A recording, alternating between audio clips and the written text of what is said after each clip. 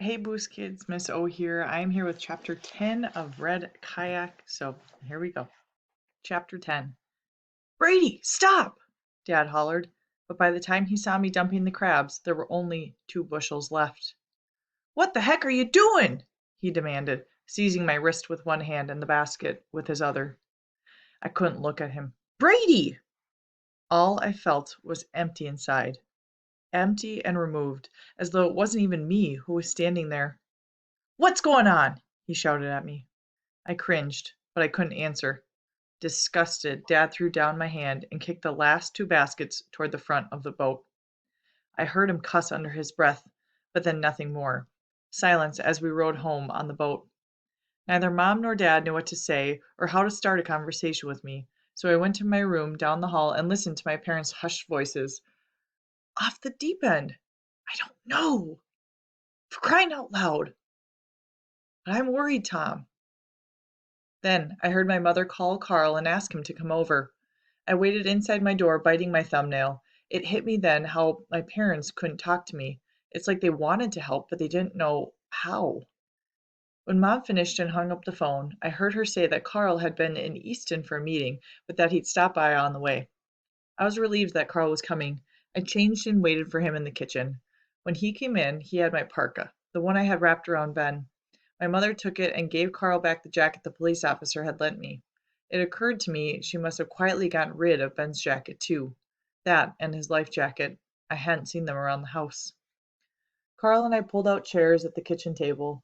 We're going to go get a pizza, Mom said as she and my father came through the room. We'll bring it back, Carl, if you want to stay with us and eat. Thanks, I'm all set, Carl replied. Mom picked up her purse. As Dad put his cap on and opened the door for her, I thought about how easily he'd been on me considering what I had done. All that work, and he'd brought home 2 measly bushels. I began to feel unbelievably stupid and ungrateful that I was doing that to him, to us. What I did affected the whole family. After my parents were gone, Carl unzipped his brown leather jacket and rested his strong arms on the table. He seemed just a little bit uncomfortable, but I was sure he would say the right thing. Carl is one smart person, and he's got a good heart, too. If anyone had the answer, it was him. I remember once, when Carl worked with the toll facilities police, how he stopped a woman from jumping off of the Chesapeake Bay Bridge just by talking to her. He never would tell me exactly what he said. None of those guys are supposed to talk about it. But whatever it was, it must have been good. So I listened up, even if I didn't look up. Carl pressed his thick fingers together. You know, he finally began, every time we get a call, Brady, a car accident or a hunting accident, and somebody dies at the scene, it's very distressing to us. I lifted my eyes. Even though we know someone has died, we keep going back to recheck to make sure the person has, you know, passed on. It's a little like we can't quite believe it, he shrugged. Can't quite accept it. Because see, he opens his hands. Here we have all of this training, all of this skill, and sometimes it's simply too late. Or for some reason, it wasn't meant to be. It wasn't necessarily our fault because we didn't get there in time. Carl paused. In the end, there isn't anything more we can do. We need to put it behind us so we can move on to the next one. If we didn't, we would be totally burned out. You need to do the same thing, Brady, he said, waiting until our eyes connected. You need to talk it out. People have these feelings, you know. You need to talk it out and put it behind you so you can move forward. I looked away again, but I knew Carl needed me to respond. A little nod was all I could manage. I didn't know how to express what I was feeling, which, as far as I could tell, was a combination of guilt for what I hadn't done, anger because of what did happen, and enormous sadness for Ben and his family. Maybe that's what I should have told him. It took me a while, but I was getting my thoughts together when Carl stood up. He shouldn't have stood up. Another few seconds maybe, and I could have gotten something out. You sure you don't want to talk about it? He asked. It was obvious he needed to get going because he kept glancing at his watch. I nodded again, and I didn't want to hold him back. Look, I gotta run, Brady, but if you change your mind and you want to talk, give me a holler. You know where I am. I stared at the table, disappointed, while Carl zipped up his jacket. Wait, I said when Carl reached the door handle, because there was one thing I had to know. Carl turned around. I just wondered what happened. I mean, why did Ben die? I felt my voice quaver. I thought you guys had a pulse. Carl came back to the table and sat down. He forced me to look at him. We did have a pulse, Brady. There's no question that you brought him back. I swallowed hard. I hoped that Carl wouldn't think less of me for getting tears in my eyes. But he had a lot of water in his lungs and it gave him pneumonia, what they call aspiration pneumonia, Carl explained. That, on top of the exposure, it was just too much. I dropped my eyes again and was trying real hard to hold everything in. Carl cleared his throat a little. He went fast, they tell me. Kids, when they go down, they go fast. I wiped at my eyes with the heel of my hand. Don't beat yourself up, Brady, Carl said. You did a great thing. You tried. You gave it your best, and that's what matters. Carl ended up staying until my parents came back with the pizza, but then left. Mom and Dad still seemed worried about me. Dad even said I could hang out at home again the next day if I wanted. But I guess the talk with Carl did me little good because after all of that, I said was, thanks, but it's time to move on. I tried. I tried the best I could. In my room, I put away the bag of Legos and slid my heavy backpack over to my desk. I took a shower, reviewed the material for the social studies exam I had missed, and hung a clean shirt on the drawer pull of my bureau. But at school the next day, I couldn't seem to pick up where I left off. I knew I avoided looking at people. I just wanted to be invisible.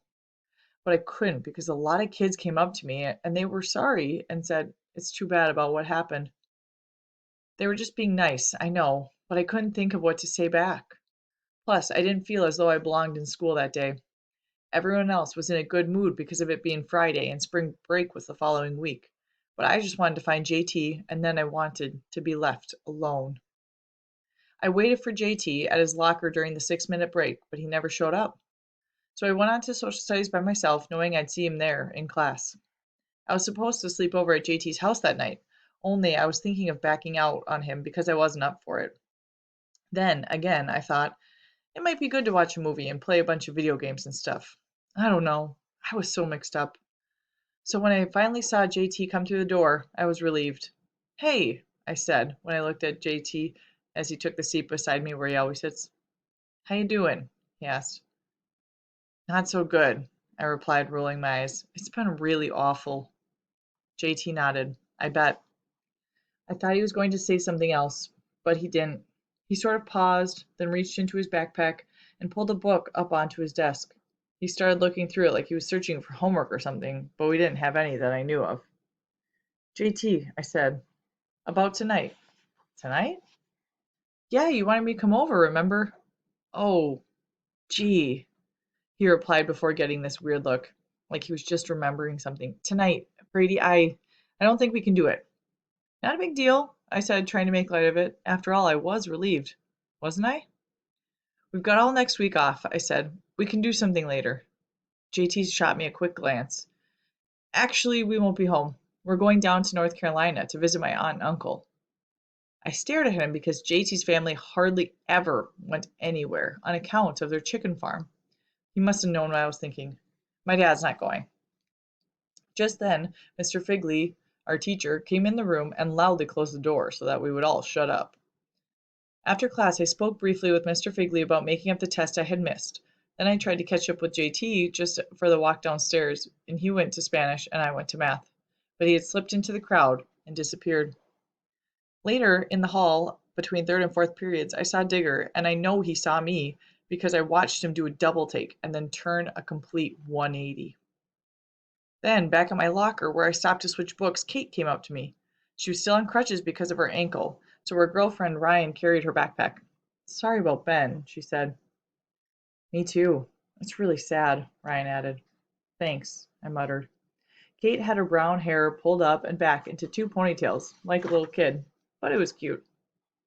When I bent down to pick up my books, she said, I guess I'll see you tonight. Mom said you were coming over. Surprised, I straightened up. I thought you were going to North Carolina. Kate's eyes widened. What are you talking about? JT said, and it hit me fast. JT had made up the story because he didn't want me over. I'm confused, I mumbled, scrambling, trying to figure out why. I guess I got it mixed up. Ryan was nudging Kate.